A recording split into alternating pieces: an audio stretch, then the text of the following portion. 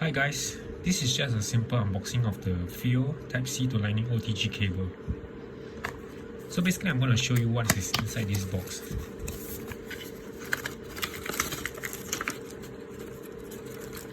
Yeah, pretty simple. It's just a cable in a Ziploc bag, nothing much. Considering that I paid about $20 for this, it's kind of empty, I would guess. Okay guys, I've taken out the cable just to show you. I would say that for 20 bucks this cable feels a bit thinner than I thought that it would be. I just thought that maybe the wire will be more reinforced, but instead it's just like quite thin.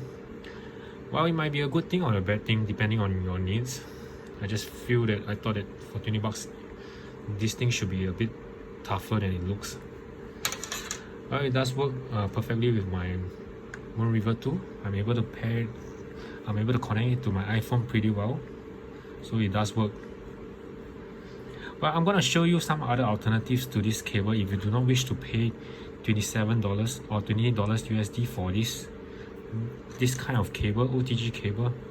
I'm gonna show you how you can convert normal USB-C